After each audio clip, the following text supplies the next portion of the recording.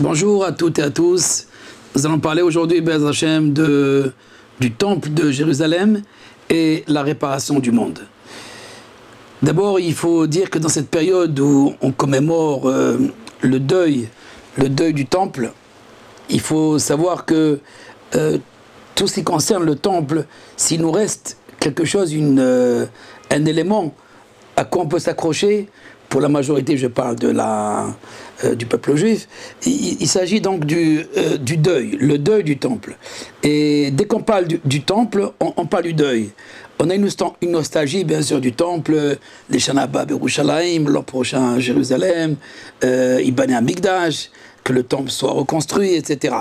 Donc, nous connaissons rien du tout du temple, à part que c'est une maison de prière, c'est une maison où l'on faisait donc les sacrifices, comme Maïmonide le rapporte. Mais lorsqu'on cherche vraiment à comprendre l'essence même du Beth Amikdash, du temple, à savoir quelle était sa fonction principale, alors pour la majorité d'entre nous, on ne sait rien du tout, à part que, comme je disais tout à l'heure, le temple de Salomon, un temple merveilleux, dans sa beauté, dans l'esthétique, il a attiré tout le monde. Mais qu'est-ce qu'on faisait à l'intérieur du temple?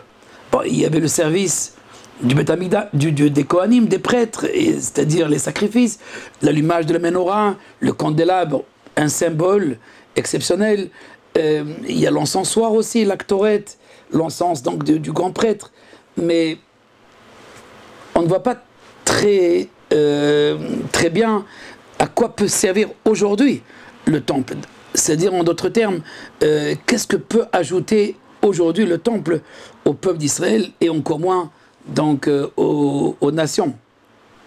Si on ne cherche pas, bien entendu, le sens profond, donc ce que j'appelle l'essence même, l'essence du Beth Amikdash, du temple, alors on est en deuil de rien du tout. On est en deuil, d'un manque, de quelque chose qu'on ne comprend pas. Nos maîtres disent quelque chose qu'un homme ne saisit pas, il ne peut pas apprécier. Si on ne saisit pas quelque chose, on ne peut pas l'apprécier. Donc pour apprécier, il faut d'abord comprendre, saisir. Et une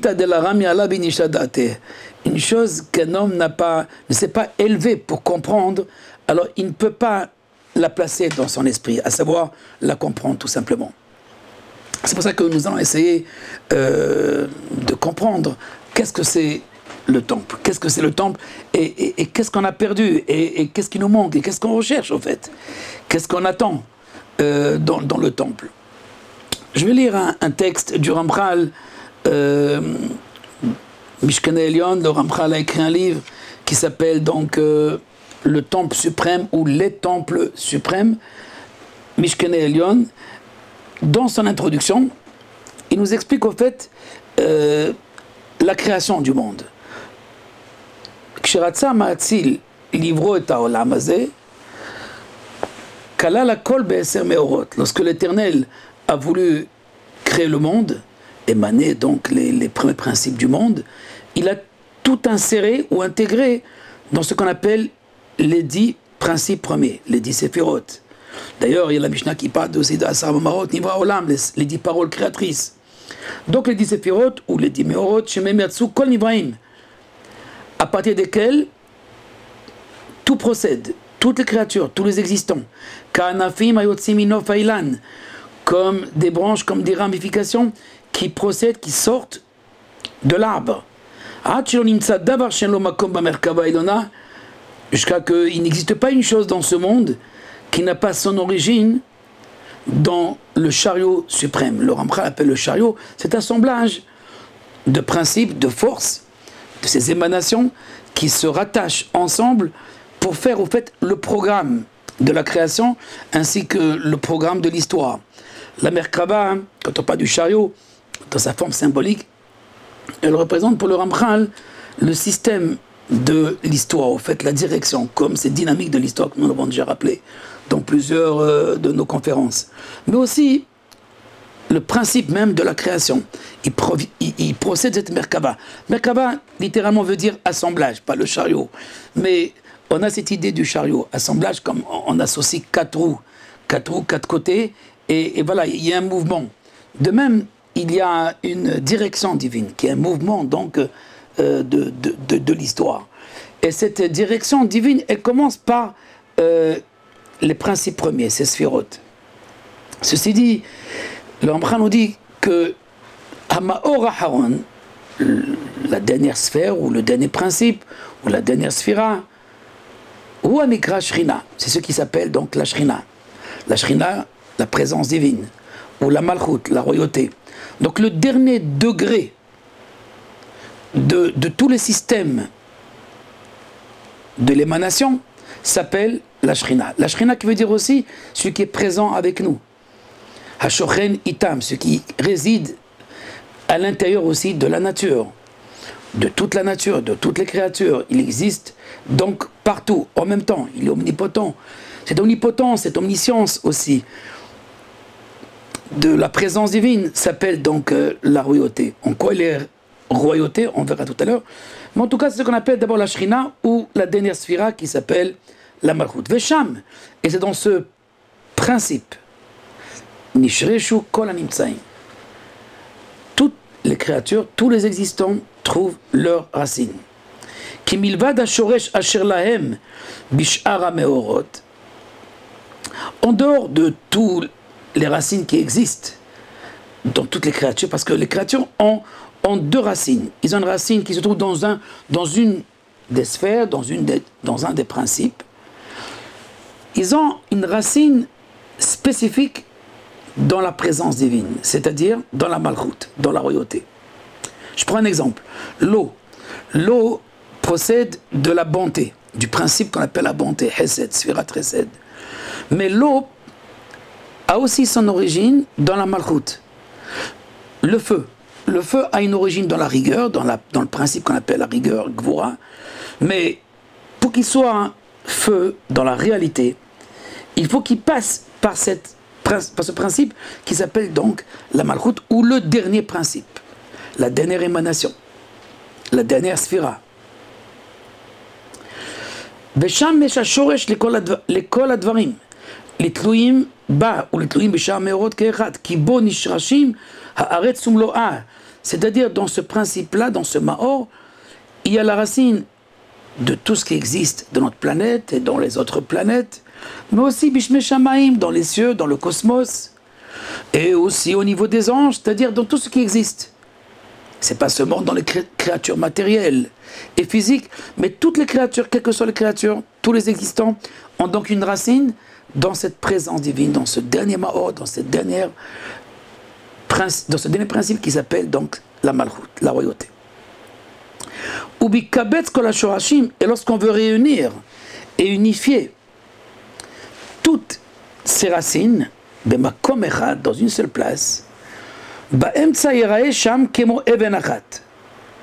On verra comme un genre donc d'une pierre, une pierre qui unifie tous les existants. C'est-à-dire, au sein même de la Malchut, il y a l'idée donc d'une pierre. Une pierre qui réunirait tous les existants. Quelle pierre? Vaeben azot et karameot, une pierre précieuse. Klula mikol yofi vechemda, une pierre qui rassemble toute la beauté et toute convoitise. Vei anikret even ashtia. Cette pierre s'appelle au fait la pierre angulaire, la pierre qui puise. Elle puise quoi? On peut dire qu'elle puise de l'eau, Eben Ashtia, parce que Shtia veut dire aussi s'abreuver. Elle s'abreuve de quelque chose, d'une source. Elle puise d'une source. Cette pierre, Eben Ashtia, V'chen haïta Eben Azot ba'olam hazeh, lemata b'makom kodesh kodashim. Cette pierre, elle a son pareil, son parallèle dans ce monde, et qui s'appelle le Saint des Saints. Eben Ashtia, pour le rappeler, il s'agit donc de la pierre angulaire de Shamushtat Olam, nommé d'ailleurs traduit Shtia, la base fondamentale. Là-bas se trouve donc la base, les fondations de de tous les mondes, je ne dirais pas de ce monde, mais de tous les mondes. Il s'agit d'une pierre qui se trouve à Jérusalem, donc dans une place, on ne parle pas encore de Jérusalem, mais on l'appelle pour le moment le Saint des Saints. Alors il existe, encore une fois, une pierre qui symbolise l'œil ou l'âme de la Malchut, de la présence divine, et où se trouve l'origine de toutes les créatures, de tous les existants. Et il existe aussi sans pareil dans ce monde, et qui se trouve aussi dans le Kodesh Kodashim, c'est-à-dire dans le lieu le plus saint du monde, qu'on appelle donc le Saint des Saints. Kasher Abalechahot, comme je t'expliquerai plus loin. Umimena nitpashtu saviv. Le Ramchal nous explique qu'est-ce qui s'est passé donc au niveau de cette pierre angulaire, ce qu'on appelle Eben Ashtia, qui est en parallèle, ou qui s'identifie, on peut dire, à la Malchut universelle, à la royauté universelle, à la gloire de Dieu, à la présence divine. De cette pierre va procéder Mesilot ou Shvilim, les Koladvarim, des canaux, des voies, donc des voies, des canaux, pour toute chose. Et au début, vont procéder d'abord les premières voies, les premiers sentiers. Et tous ces voies sont autour de cette pierre. Donc il y a une pierre, autour d'elle vont s'épancher donc des voies, des sentiers, et chaque sentier représente en fait un genre dans la création, plutôt de la créature, un genre dans la créature, que ce soit au niveau végétal, animal, humain, mais d'abord au niveau des âmes, des anges, et ensuite les créatures matérielles. Kikulam mevinim et darkam, umisham ikru chelkam aruchatam tamid. Tous, toutes les créatures, tous les existants, puisent leur force, leur vitalité, leur subsistance, leur réalité à partir de cette pierre. Et après les voies principales, il y a d'autres canaux, ktanim, des petits canaux qui sortent, donc qui sont des ramifications de ces voies. Et sont nombreux, ces canaux sont nombreux. Mais par contre, les premiers sentiers sont limités à un certain nombre. Mais par contre, les petits canaux donc, qui sortent de ces voies sont très nombreux. Je continue le texte du Ramchal dans Mishkene Elyon, le livre, l'ouvrage du Ramchal qui explique en fait le troisième temple, ou l'idée du temple, l'essence même du temple, ou le mystère donc, du temple de Jérusalem. Donc nous sommes dans cette introduction du Ramchal. Je continue.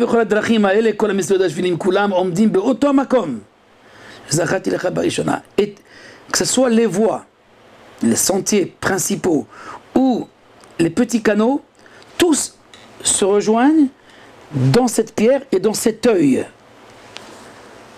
Umisham yashgiach alehem hayotzer. Et le Créateur, l'émanateur, c'est de là-bas qu'il les voit tous, qu'il les scrute. Vesokerotam beskira achat. Et il les scanne, soker, scanner, il les contemple, il les voit, il les passe tous en revue. Donc il les scrute tous en même temps à partir de cette fête, puisque c'est là où ils sont tous unifiés. À propos de ce secret est écrit Hayotzer Yachad Libam Amevin Kol Maasehem. Hayotzer Yachad Libam, celui qui a formé tous les cœurs et celui qui comprend toutes leurs actions des hommes. Donc, il y a, je résume, il y a une pierre dans ce monde et il y a un œil dans l'autre monde, ou dans le monde métaphysique. Les deux sont pareils, sont parallèles. Il y a un parallèle entre cette pierre et entre la Malchut, c'est-à-dire le dernier degré de l'émanation divine, et ils ont donc un rôle qui est parallèle, c'est-à-dire comme de la Malchut, comme de cette pierre, s'unifient tous les existants. Il y a un niveau donc divin de la réunification de tous les êtres, et il y a un niveau, je dirais, physique, matériel, je ne sais pas si on peut le dire, mais réel, physique, dans notre, selon donc la perception humaine, tout s'unit dans cette pierre angulaire qui se trouve au centre du monde, qui s'appelle le Saint des Saints, le Kodesh HaKodashim.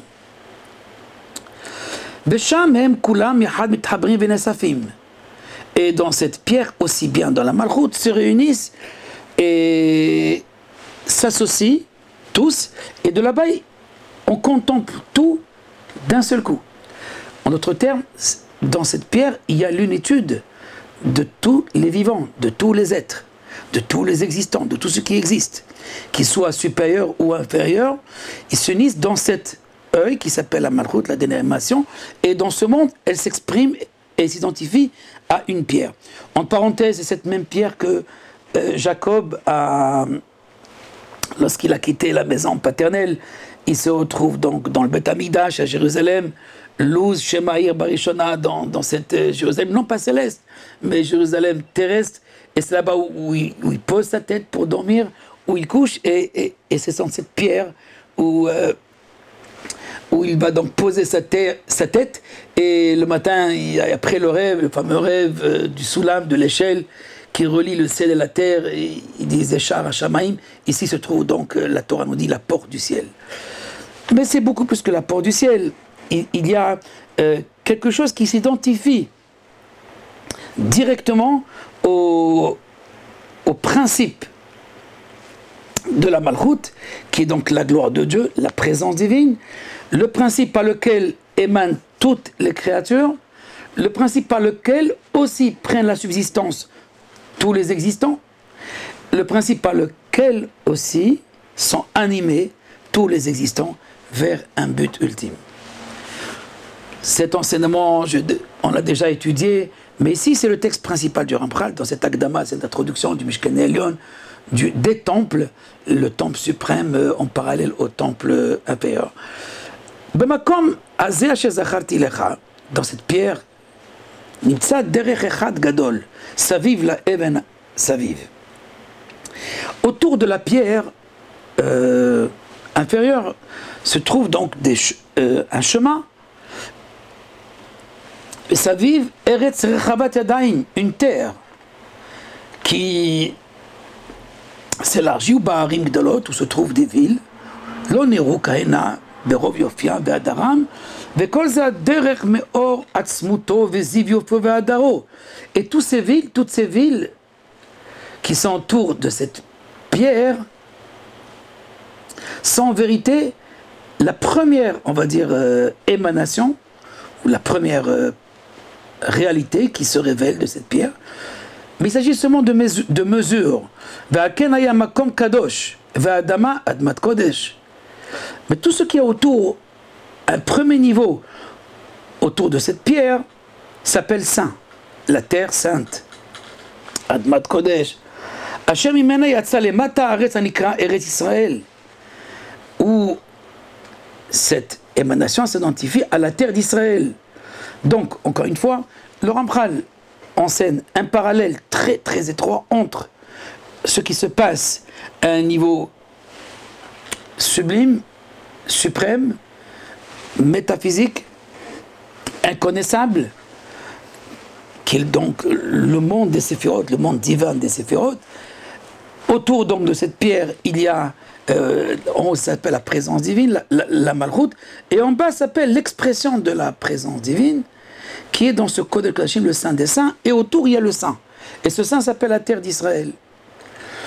Mais ça vive la Retzazot, et autour de cette terre, donc on est comme, il y a un atome, autour il y a donc une première couche périphérique, il y a d'autres couches, plusieurs couches périphériques, et Miktsa Olam Ve'at Katseu, donc couche après couche, Drachim Rabim, ce sont des chemins nombreux,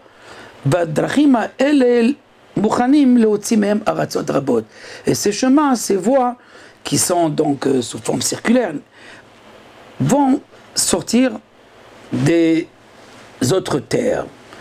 Autres terres, ça veut dire au fait d'autres, non pas des planètes, mais d'autres pays, Medinot, Baolam, des pays, donc des États, des territoires qui sont autour de ces terres. La tête laim tachat sarim, qui seront donc soumis à un pouvoir donc des anges, des anges supérieurs, suprêmes. Ces terres auraient dû être aussi pures, mais le Rambam distingue la pureté de la sainteté, donc il y a la terre sainte et les terres pures. Au moment où les hommes ont détérioré leur voix, ça commence avec Babylone, avec la tour de Babel, d'abord avec le Maboul, avec le déluge, ensuite Babylone. Alors, ces terres sont devenues impures, et leurs anges aussi.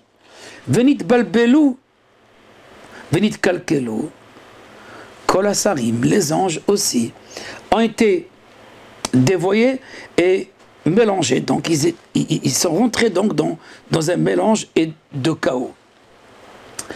Donc, ces terres ont perdu, ces différents États ou ces différentes terres ont perdu donc leur continent ou terre, on peut dire des continents aussi, ont perdu donc de leur niveau de pureté pour entrer dans ce qu'on appelle le rôle, non pas profane, mais vide. Vide donc de pureté, vide de sainteté. Revenons au Maor Acharon, pardon, à ce dernière émanation, c'est-à-dire la Sfirat Malchut, le dernier principe par lequel tout va surgir, par lequel tout va arriver dans ce monde. C'est-à-dire toutes les créatures, tous les existants procèdent donc de cette Sphira qu'on appelle la Malchut. Le Beth Amikdash, le Rambral explique que le temple est appelé, dans le langage des maîtres, Masechet Midot. Le seul traité qui traite du temple n'est pas appelé Masechet Beth Amikdash, le traité du temple, mais Masechet Midot, le traité donc des mesures. De quelle mesure s'agit-il? Comme si tout ce traité qu'on appelle Masechet Midot ne parle que de mesures, c'est-à-dire les distances qui séparent le saint du saint des saints, combien mesurer donc le Echal, l'esplanade où se trouvait Israël autour de l'autel des sacrifices, quelles étaient donc ces mesures, etc. Donc à part les mesures, on n'a pas une idée de ce qui se passe au fait dans ce temple. Le Ramchal explique que selon le Zohar, Bereshit bara Elokim, à propos donc du premier mot de la Torah, Bereshit bara Elokim, au début Dieu créa le monde. Bereshit, il y a dans le mot Bereshit, dans ce début, il y a Bet Reshit. Il y aurait donc deux Reshit, deux débuts, deux commencements. Un commencement qui est visible, qui est perceptible, donc physique. On peut parler de planètes, de luminaires, etc., des étoiles, et aussi des créatures, comme les animaux et l'être humain à la fin. Mais il y a le commencement du commencement, qui est un autre Reshit. Reshit Megula, Reshit Stuma, un début qui est caché et un début révélé. Le début révélé s'appelle la Chokhmah. Que signifie la Chokhmah? Le principe de la connaissance, ou de la sagesse, la connaissance de Dieu. Au fait, c'est le plan connu, ou le plan révélé. La Chokhmah, Kulam be Chokhmah asita, tu as tout créé et constitué à partir de ta Chokhmah. Mais en vérité, de la Chokhmah, il n'y a rien du tout dans ce monde, à part le lion. Le lion, c'est l'expression de la Chokhmah, mais aussi, il y a l'expression aussi du Père, qui est la Chokhmah. Donc, Abba, dans le parti où je parle de la configuration du Père. Ce qui veut dire que celui qui s'unit pour enfanter, alors il y a cette idée donc, de Chokhmah, mais ce n'est pas seulement la connaissance, c'est la connaissance au niveau de la construction, la connaissance de laquelle procède une construction. Sans rentrer trop dans le principe de la Chokhmah, imaginons la Chokhmah comme un architecte. L'architecte qui organise un plan. d'une maison, donc avec ses salons, mais aussi la salle de bain, il y a aussi les toilettes, et il y a aussi les premiers étages, deuxième étage, ou même plusieurs étages, et l'étage inférieur, etc. Donc ce plan de la création, le plan révélé de la création, s'appelle Chokhmah, et qui contient aussi les lois qui régissent cette création. Mais il y a un autre plan caché de cette même création, et qui est lié aussi à la création, mais qui est à un niveau qui n'est pas lié à la création, qu'on appelle donc le Keter. La couronne, qui est le premier principe, est liée à l'infini directement, donc non pas à la création, mais à quelque chose qui est infini. Mais en même temps, il y a une relation avec la création, puisque du Keter procède la Chokhmah. Pour être simple, du premier principe procède le deuxième principe. Mais toute la création, c'est le Bet, c'est le deuxième principe. Bereshit, c'est le deuxième Réchit. Pour le Ramchal, lorsque la Torah nous dit, dans les livres des rois, Vashem Natan Chokhmah li Shlomo, et Dieu a donné la sagesse à Salomon, il a octroyé la sagesse à Salomon. Le roi Salomon avait cette connaissance globale, totale, de toute l'existence. Il connaissait tout. Le langage des animaux, mais aussi le langage des palmiers. Je ne sais pas qu'est-ce que c'est, mais on parle de langage des palmiers. Il connaissait bien sûr les luminaires, les étoiles. Il connaissait aussi le monde très fond des démons, etc. Les mondes super inférieurs. Mais il connaissait aussi le monde supérieur et méta-supérieur. Cette connaissance, il a synthétisé dans le temple. Quand on parle du temple, pourquoi seul Salomon a construit le temple, alors que il y a eu beaucoup d'autres maîtres, beaucoup d'autres rois, non, des rois non, mais des shoftim, des juges, et cette loi de construire un temple, elle existait. On n'a pas construit vraiment un temple, on a construit un tabernacle, quelque chose qui ressemble au temple. Mais c'est seulement Salomon qui construit un temple qui représente cette structure primordiale de toute l'existence, qui contient tout, mais au fait qui contient les mesures de l'action du Créateur. Quand on dit les midot, dans la Kabbalah, les midot, c'est pas seulement les mesures, c'est aussi les sphirotes, donc les forces, les principes premiers, les lois métaphysiques de la création. Mais pourquoi on les appelle mesures? Mesure, c'est qu'en fait, qu'il a, d'après le Ramchal, dans le chapitre 5 du Kalapita Chokhmah, il a pris une mesure de l'infini. Il l'a révélé. Au fait, c'est que quand on parle des sphirotes, on parle des mesures de l'infini. C'est difficile de couper l'infini en morceaux, mais ces mesures, au fait, c'est des expressions limitées d'une grande action qui est infinie. Je donne un exemple. Nos maîtres disent, Ba'asara Amarot nivra olam. Dans Pirkei Avot, par 10 paroles, le monde a été créé. Va'alu b'mamar echad yachol libarot. Mais le monde, l'univers, peut être créé aussi par une seule parole. Pourquoi 10? Alors je ne donne pas la réponse de la Mishnah, mais celle du Ramchal, qui dit au fait, c'est l'action évolutive. La même action qu'il pouvait faire d'un seul coup, en un instant, il va la faire en gradation. Cette gradation, c'est les mesures. Chaque force représente une partie, une mesure de l'action infinie. Parce que le monde n'est pas voué à la perdition. Il est voué à aller à l'infini, à rejoindre l'infini. Enfin, je ne sais pas qu'est-ce qui restera de ce monde, mais il est certain qu'il restera de ce monde ce qui s'appellera l'essentiel.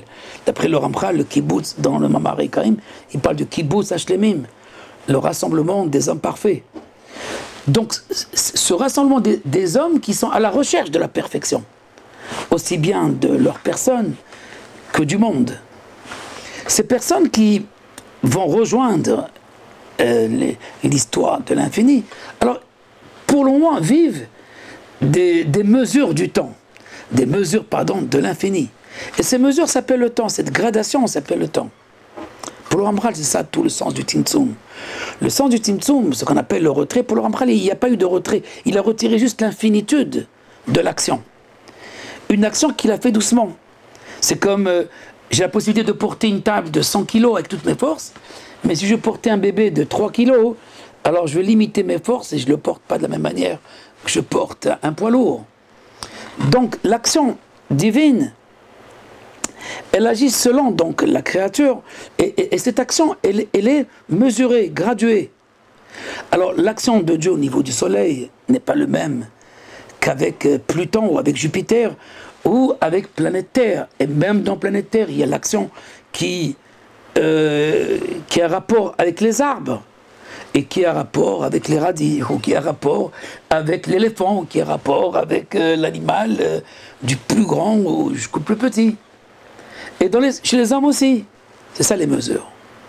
C'est ça donc les sentiers et les canaux dont on a parlé tout à l'heure.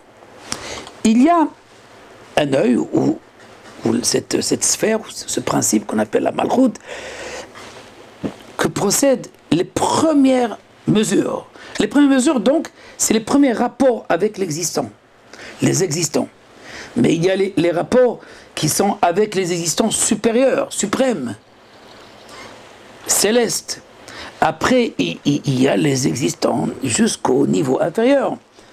Et donc, il y a les premiers sentiers, il y a les seconds sentiers, il y a les troisièmes sentiers. Après, il y a aussi plusieurs ramifications qu'on appelle les petits canaux. Ceci dit que le temple lui-même, quand on parle de mesures, par exemple 50 coudées, 25 mètres, le Kodesh Kodashim avait une certaine mesure. Alors il y a une hauteur, il y a une largeur, et il y a une longueur. Ces longueurs et ces largeurs, le Ramchal explique en long et en large à quoi ils correspondent, ces mesures, à des noms divins. Et chaque mesure, au fait, c'est une expression de l'action divine par rapport à un genre de créature. J'espère que j'étais clair. Sinon, je résume. Toutes ces mesures, qui s'appellent donc la Merkava. La Merkava, c'est l'assemblage. Dieu a préparé le plan de tout ce qui va être créé avant de créer. Ce plan s'appelle l'assemblage premier. La structure primordiale, c'est la Merkavat Hameorot. Au début, les principes étaient l'un à l'intérieur de l'autre. Un contenait l'autre. Après, ils se disposèrent en face de l'autre. Les sphéroses sont disposées en face de l'autre. Et on a une image très claire, celle de l'homme.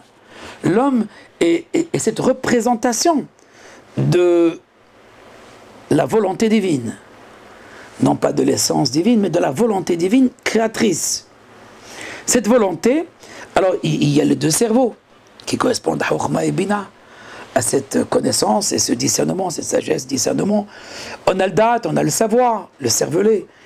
On a le Keter aussi, la couronne, qui est le crâne. Et ensuite, on a aussi les deux bras qui correspondent au principe de la bonté pour la main droite et la rigueur pour la main gauche, etc. En d'autres termes, l'homme est un microcosme, l'univers est un macrocosme, mais avant le macrocosme et le microcosme, il y a cette structure première qui s'appelle donc la structure des séphirotes. Qui est-ce qui unifie tout cela? Le socle qui réunit toutes ces forces, c'est la Malchut. La Malchut, c'est le socle. C'est le socle, c'est la Merkava elle-même. C'est la Merkava qui unifie tout, non pas les quatre côtés, parce que dans un chariot on a quatre côtés, mais c'est beaucoup plus que cela. Dans chaque côté, il y a des dizaines de côtés. Et des centaines de côtés encore plus tard. Mais tout cela s'unifie dans une seule base. Une Merkava, un assemblage. Tout est tissé d'une manière exceptionnelle pour relier tout ce qui existe et tout puise de la même source. Et c'est toi qui donnes la subsistance à tous. Ve'ata, les Zohar disent, c'est la Malchut, de Alev jusqu'à Tav. Ata, et toi, c'est la Shrina, c'est la présence. C'est de Alev jusqu'à Tav, comme on dirait en français, de A à Z. De Alev jusqu'à Tav, c'est les 22 lettres. et les 5 lettres finales. Mansapar, même sophite, non sophite, sadik sophite, pas sophite, kaf sophite. C'est-à-dire en fait l'ensemble de la parole se résume à 22 lettres et les 5 lettres finales. Et tout ça c'est Ata, c'est toi. Qui est-ce toi? Toi c'est ta présence. C'est ton reflet, ta présence dans ce monde. Mais cette présence, avant d'être dans ce monde, dans une place physique qui s'appelle Jérusalem, le Saint des Saints, il fallait d'abord qu'elle existe dans ce monde divin qu'on appelle le monde de la Tzilut, le monde de l'émanation.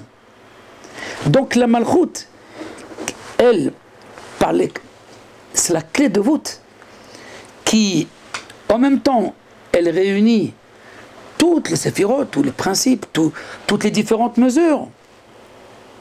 Et aussi, il relie tous les êtres inférieurs. Dans le Ani ou Ani, le moi, hein, il y a le Ain, les lettres Ain. La Malchut s'appelle aussi Ani. C'est moi. C'est moi, dit l'Éternel. Et ce Ani, c'est aussi le Ain. Quelle différence entre Ani, la présence, et le Ain, celui qui est invisible, le néant. Au fait, l'insaisissable, pas le néant, mais celui qu'on ne saisit pas, des lonites passe. Au fait, tout ce qui était impossible, tout ce qui était dans l'impossible de percevoir, va être possible de percevoir à partir de ce Ani.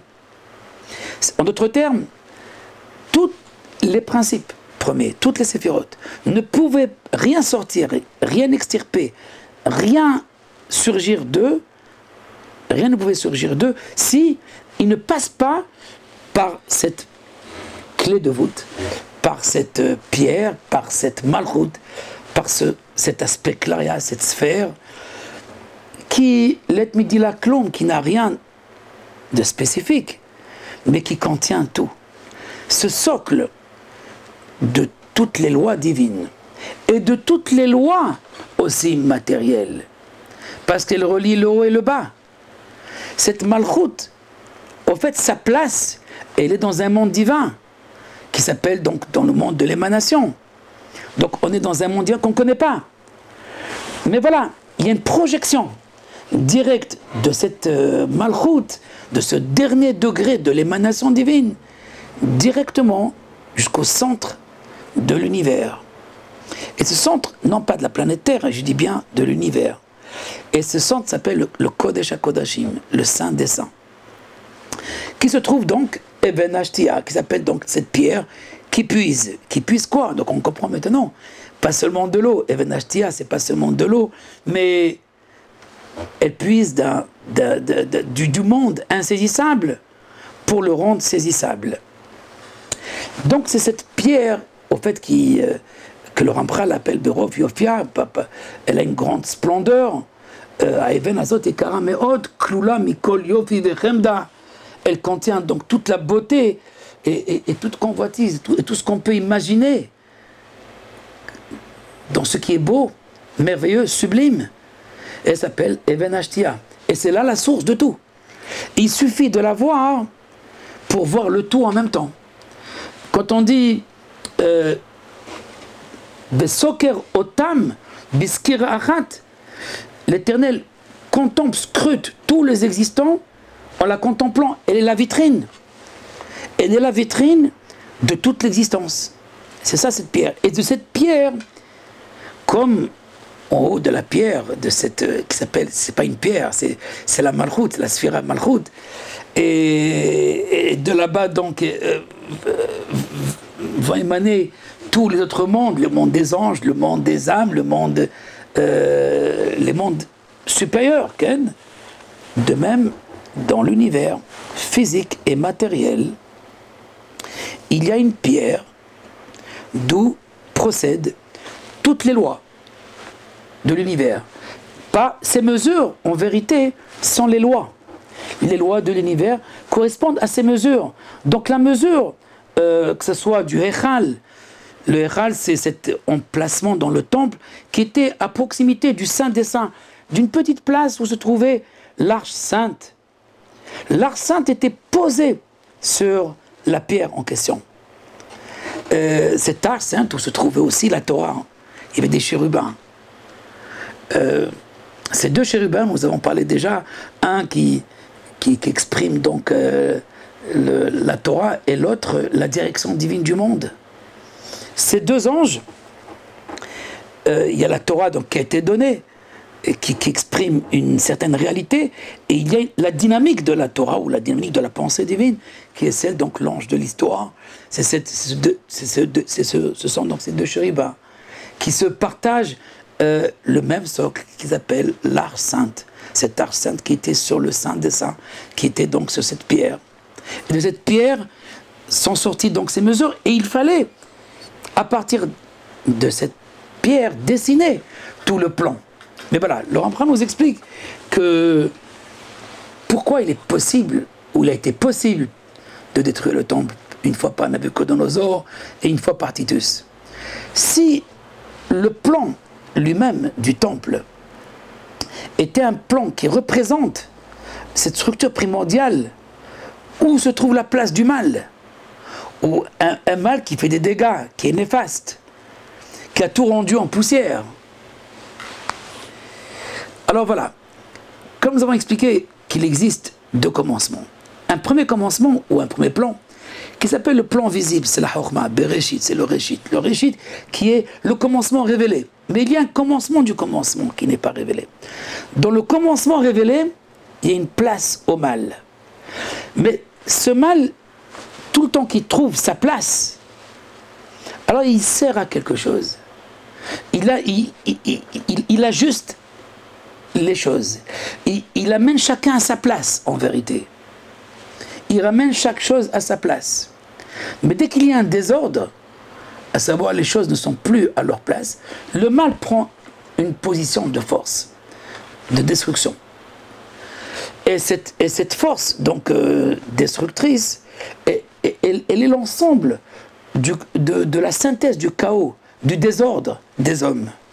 C'est-à-dire qu'en fait, le mal est le produit de tous. C'est pas un être, c'est pas une créature. C'est un ensemble de tous les degrés qui ne sont pas à leur place.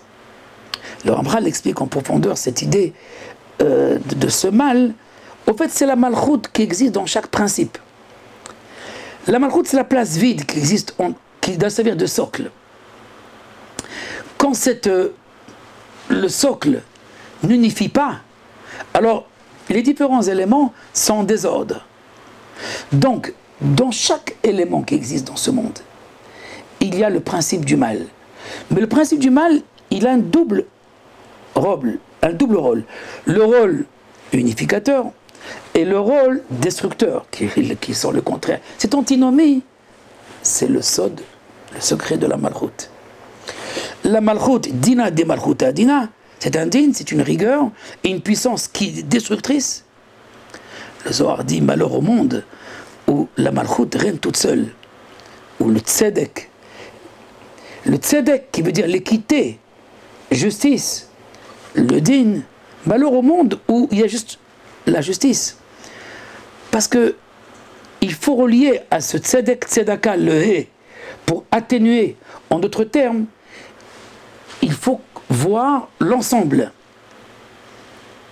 L'ensemble, c'est-à-dire au fait, il ne faut pas voir uniquement le degré ou les degrés séparés. Il faut les voir réunir. D'ailleurs, le verset dit, à propos donc de cette équité, ou plutôt de cette, je dirais, de cette théodicée, Marav Touvra, ce bien parfait, il est parfait seulement lorsqu'on est capable de réunir tous les éléments qui sont ensemble. S'ils ne sont pas réunis, on ne peut pas voir le bien. Et quand on ne réunit pas, on comprend que en fait c'est le mal. Ceci dit, il y a un lieu qui unifie le tout. Et pas seulement dans le monde suprême, aussi dans le monde inférieur. Ce lieu s'appelle, l'œil du monde s'appelle le Eben Ashtia. C'est cette pierre qui est cette clé de voûte, cette jonction des mondes supérieurs et des mondes inférieurs. Mais voilà, dans le monde inférieur, il faut construire autour de cette pierre le même plan qui existe en haut. Salomon n'a pas construit le même plan. Ou plutôt, il a construit le second plan. Le plan qui donne une place à la gouvernance du mal, c'est-à-dire au désordre. Dans la Chokhma, dans la sagesse et la connaissance, il y a une place au mal. Le mal a un rôle prépondérant aussi. On peut appeler le mal aussi la punition d'une faute. Mais en fait, il y a un mal qu'on appelle le mal ontologique. Le mal dans son origine n'est qu'une séparation, n'est qu'une distinction. Par exemple, la séparation de l'homme et de la femme dans le récit de la Genèse, c'est ça le mal. Donc, mais la séparation, elle est nécessaire pour faire le face-à-face. Ils étaient dos à dos. De même, le bébé, en se séparant du ventre de sa mère, de la matrice, commence déjà l'idée ou le principe même du mal, la petahata drobetz. Le mal commence, il est tapis sur la matrice, à savoir dès qu'on sort, dès qu'on prend l'autonomie. En d'autres termes, c'est l'autonomie qui nous donne l'identité, mais c'est elle qui donne une place au mal. Il faut réparer l'autonomie. Non pas par l'annihilation du moi, mais par l'union du moi avec la Malchoute, avec cette royauté. Il y a un lieu où tout s'unit. Mais pourquoi le roi Salomon n'a pas réussi à donner un autre plan architectural de ce temple? En vérité, le plan de Salomon est parfait. Il est exceptionnel. Il se résume dans l'idée aussi de Hotam Shlomo, pour ceux qui connaissent, le sceau de Salomon. Un sceau qui unit le tout, qui unifie le tout. Un sceau qui répare le tout. Comme un tampon, un sceau qui relie tous les paramètres du monde. Mais voilà, il voulait connaître aussi le démon des démons, le roi des démons. Parce que lui aussi, il a sa place, mais c'est quoi son rôle? Et c'est là où ça cloche. Parce que lui aussi, ce roi des démons, Ashmadaï, il lui apprend aussi quelque chose. Mais il a transformé aussi Salomon. Ce roi des démons a transformé Salomon aussi, en un démon. Donc, où est la limite? Ou plutôt, où est l'intégration du mal? Comment pouvons-nous intégrer le mal? Le Rambral explique que l'intégration du mal ne peut pas se faire dans cette structure de la Merkaba qui est de l'ordre de la Chokhma, dans ce réchit révélé. Elle est dans un réchit caché. Si le roi Salomon avait amené le peuple et les nations, ce qu'on appelle les filles de Jérusalem, les nations, à ce niveau de l'entendement, qui est encore une autre étape, ce qui est le commencement du commencement. Non pas un commencement où il y a une continuité, un commencement où il n'y a plus de continuité, où il y a l'infini. Parce que quand on parle du 1 ou du commencement, c'est le premier, mais qui est numérique, qui est au fait, quand on compte, Sphira, il y a une chose qui est... Quand on dit 1, c'est qu'il y a un deuxième après. Où est le 1 où il n'y a rien après? Où il n'y a rien avant non plus. C'est ce 1 où il n'y a rien avant et rien après. Et même si ce après, il existe. Il s'appelle la Chokhma, il s'appelle la Bina, il s'appelle Chesed, il s'appelle toutes les lois de la création, et y compris notre univers. Mais il y a ce commencement du commencement. Et je dirais, cette jonction, qui n'est pas la malchoute de la Chokhma, cette malchoute de ce deuxième commencement, mais la malchoute du premier commencement. C'est ce qu'on appelle la malchoute du Ensof, la malchoute de l'infini, ou la partie de l'infini qui se rattache à cette volonté de créer. Donc on peut appeler ça, dans le langage du Rambral, Netiat Haratson. Là où la volonté tend, elle tend vers quelque chose. Mais avant qu'elle tend vers quelque chose, elle se suffisait pour elle-même. Il n'y a pas de commencement. Parce qu'à partir du moment qu'on dit qu'il y a un commencement, où la volonté, elle tend vers quelque chose, donc c'est là déjà le commencement. Donc avant cette, je pourrais appeler ça donc une déviation de la pensée vers l'autre, vers quelque chose, c'est là en vérité le véritable point de jonction, c'est ça cette pierre qui nous rattache à cet infini. Et le roi Salomon a raté donc cette possibilité, ce coche. Il a raté le coche, il a raté à cause de ces femmes, de toute cette multitude de femmes qui l'ont gardé en vérité dans la matrice inférieure. Et il fallait aller dans cette matrice supérieure, suprême, pour aller découvrir avant le commencement. C'est-à-dire avant ce Bereshit, ou le premier Réchit, le Réchit du Réchit, le commencement du commencement. Ce commencement du commencement qui s'appelle donc le Keter, c'est une autre disposition du temple. Mais elle n'est pas très loin de la structure que nous avons aujourd'hui. Le Ramchal est le seul maître qui a expliqué les détails de ces mesures, de ce plan. Mais en vérité, le premier c'est Ézéchiel. Le prophète Ézéchiel a donné le plan du temple qu'on appelle le troisième temple. Quand Ezra est venu donc après Ézéchiel, quand ils sont venus donc de la montée de Babel, ils sont revenus en Israël, il n'a pas compris la prophétie d'Ézéchiel. Il n'a pas compris donc ce plan, je dirais, primordial du primordial. Parce qu'il y a un plan primordial connu, révélé, et un plan primordial caché.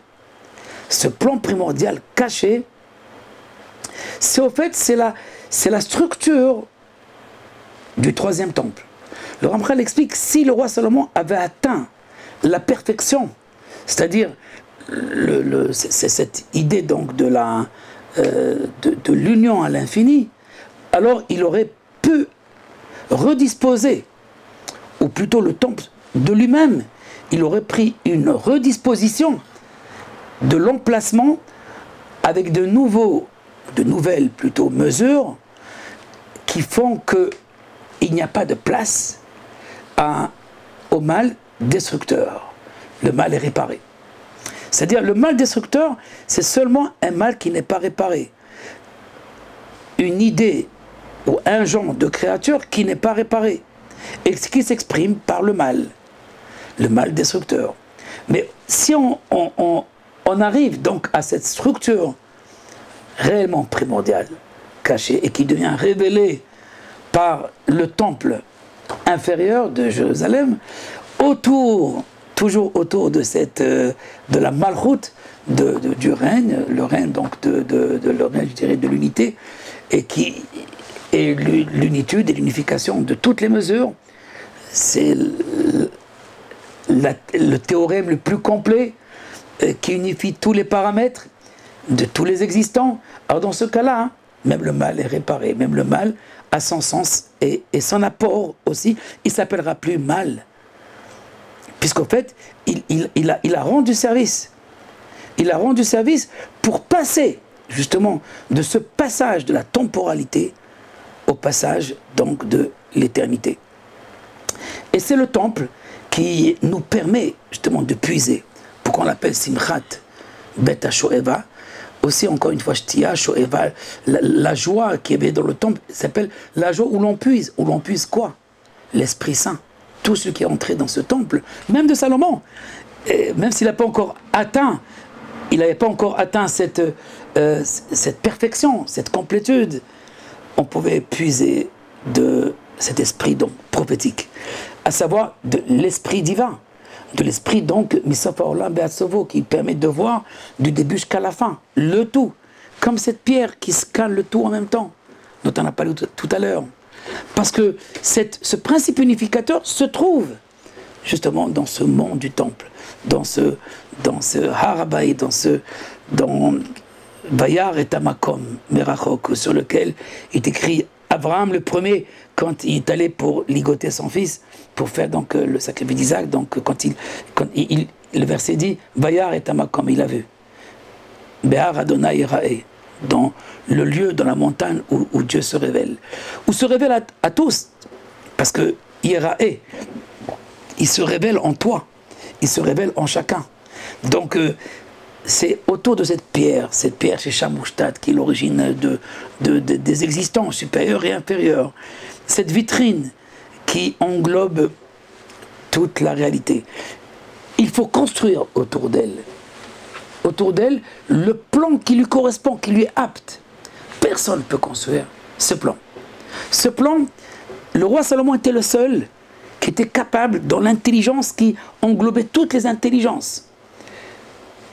Et c'est Salomon, c'est ce roi qui a fait la paix, l'harmonie, Hachalom, qui a fait cette harmonie entre le haut et le bas, en toutes les créatures, en tous les hommes. Néanmoins, il reste cette harmonie, il reste de perpétuer cette harmonie. Perpétuer cette harmonie, c'est impossible. Si on n'a pas cette puissance de l'infini, d'où tout émerge, de cette malchoute de l'infini, de cette royauté de l'infini qui ne termine pas. Et c'est pour ça que, d'après certains sages du Talmud, du Zohar aussi, dans la Kabbalah, dans le Zohar, dans le Midrash plutôt, on parle du temple qui descend du ciel. Pour le Rambral, ce qui descendra du ciel, c'est pas les pierres, c'est pas le bois, c'est une lumière. C'est une lumière qui correspond à ces mesures, qui correspond à chaque emplacement du temple, où se trouve chaque élément dans le temple. Et les hommes, Israël construira autour de cette projection de la lumière, de cette projection des mesures, va donc constituer donc toute cette réalité. On va construire toute cette réalité. Voilà donc pour le temple de Jérusalem, le secret donc du temple, la correspondance du temple, Mishkane Elion, c'est pour ça qu'on parle des temples, les temples dont le temple d'en bas, la Merkava, la vitrine du monde, la pierre angulaire, tout l'univers repose, c'est le Beth Amidash. Le service que les Kohanim et les Lévi'im et Israël et plus tard les autres nations, c'est pour le Rambral l'essentiel du service. C'est pas les prières et les louanges, parce qu'on peut faire les prières et les louanges là où on veut. Comme dans chaque endroit où tu m'appelleras, tu invoqueras, je viendrai et je te bénirai. Mais il y a une place très spéciale où le supérieur se projette sur l'inférieur, où l'inférieur rejoint et s'unit au supérieur. Cette place s'appelle la maison sainte, le Beth Amidash. C'est la maison où s'unit le spirituel et le matériel par les mesures. Les mesures sont cette clé de voûte. Cette clé de voûte qui s'unissent tous dans un seul socle. Ce socle s'appelle le Baït, la maison d'Hachem. Cette maison, qu'est-ce qu'on doit faire? Qu'est-ce qui aurait dû être fait dans cette maison? Hibur Anifradim El HaShoresh, l'unification des créatures dans leurs racines. Réunir les créatures à leurs racines. C'est ça l'essentiel du service divin. Réunir Hibur Anifradim El HaShoresh. Voilà donc le rôle du temple. Et Ben Hashem, si on doit faire le deuil du temple, il ne s'agit pas donc de faire le deuil. Faire le deuil, c'est occulter, c'est oublier. Non, le deuil a duré tellement d'années, 1948 ans déjà que le temple a été détruit. Et on continue à penser, à ne pas oublier le temple, mais ce qui peut nous motiver et surtout à faire réagir le Très-Haut pour amener ce temple, amener cette révélation de ces mesures, de cette structure primordiale. C'est notre réchec, c'est notre désir et notre compréhension du rôle principal du temple, qui est la réunification de tous les existants et leur produire directement leur subsistance de la voie qui s'appelle la Menoucha, de la voie qui est harmonieuse, et non pas par les disputes et les confrontations. Obtenir par l'harmonie, obtenir sans perdre, obtenir sans détruire, sans voler, sans prendre, réussir. Donc ce projet, c'est en fait c'est le projet donc du temple. C'est le projet du temple qui permet cette diffusion de la sainteté, cette diffusion de la subsistance d'une manière harmonieuse à tout ce qui existe, sans que quelqu'un ait peur de perdre quelque chose, sa vie ou ses membres ou tout simplement ses possessions. Donc c'est ça le rôle du temple. C'est ça la rencontre avec l'unité suprême qui s'appelle donc Malchut de En Sof. C'est cette Malchut de l'infini, la royauté de l'infini. Voilà, à bientôt et je souhaite qu'on vive tous cette construction, cette réalisation, cette révélation du troisième temple. Amen.